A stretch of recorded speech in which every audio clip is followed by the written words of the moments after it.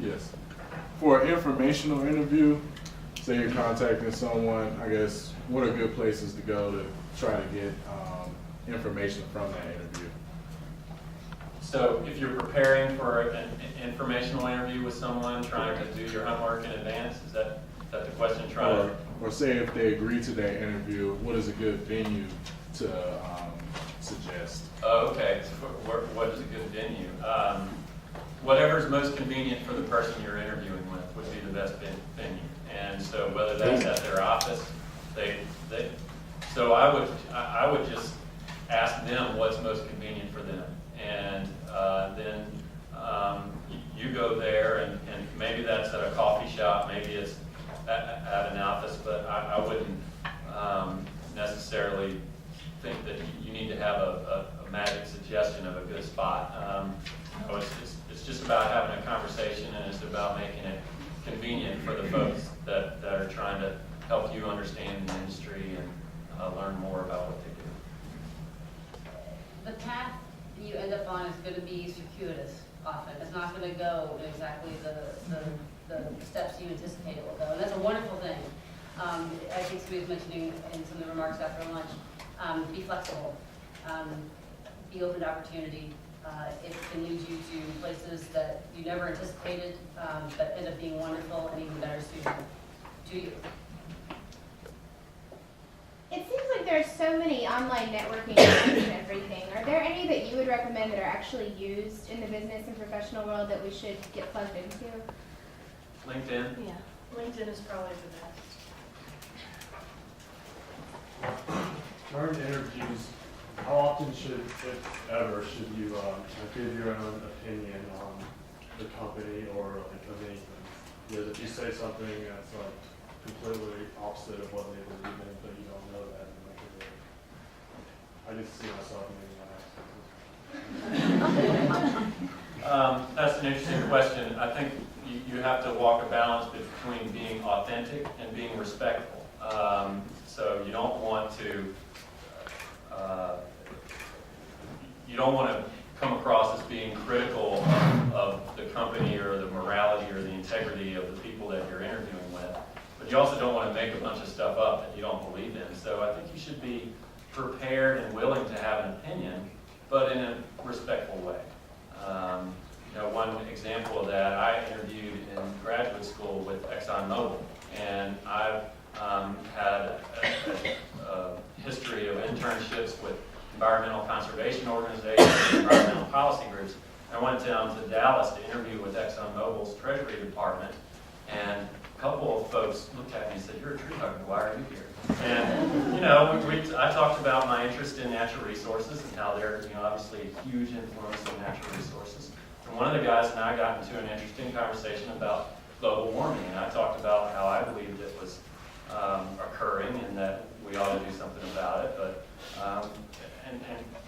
how I disagreed with their CEO at the time, who was Rex Tillerson, who didn't believe in global warming, and that actually was a positive conversation for me. I didn't get the job, and maybe that's not a surprise, but I think that conversation was actually helpful and not hurtful.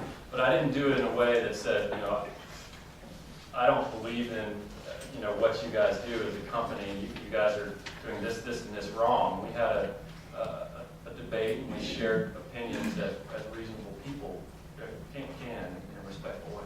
And to your question about, I love to interview somebody who asks me a question. I love it, because it means that they're at least asking and not listening to me and sucking up to me and all that stuff.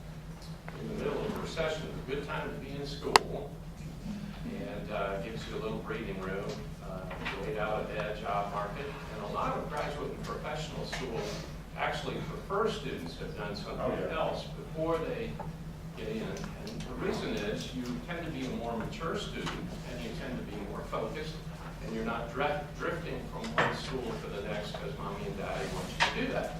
If you're going to be a better student. So don't feel that you're falling behind if you do something else for a little while before you go off to graduate or professional school.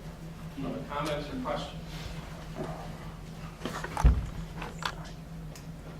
Okay.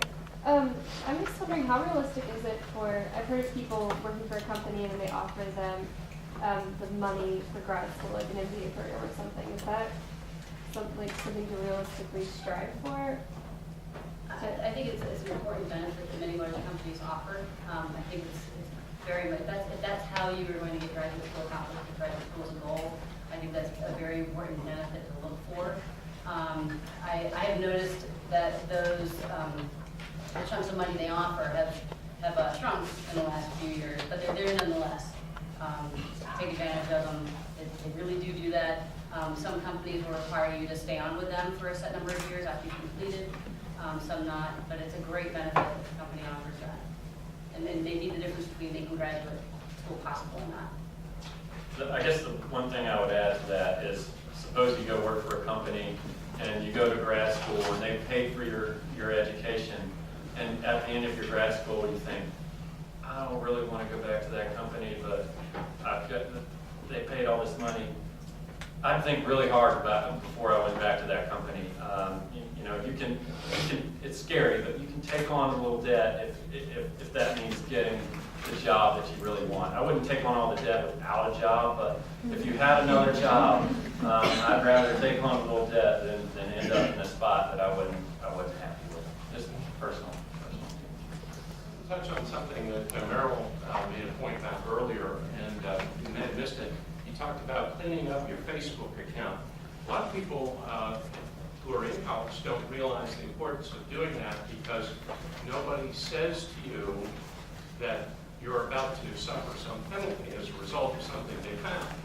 If they interview you, remember they're about to make an investment, a very important investment in you as a person.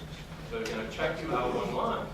If they see something that is questionable, they're not going to ask you about it. You just don't get the job. Remember that connection. They're not going to tell you that picture was in bad taste. They're not going to tell you that the inside joke you told was completely inappropriate.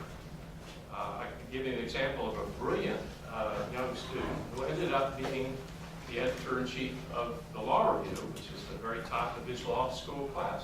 He probably wouldn't have gotten there unless I told him he had to clean up his Facebook site, because a lot of the inside jokes made him look like a racist. And this is just unbelievable to me. I was outraged when I read it. It was an inside joke. He was teasing one of his black friends in his fraternity. And he didn't realize that the rest of the world could get access to this information, and that he would be punished in a way that no one would tell him he was being punished. So, very important point.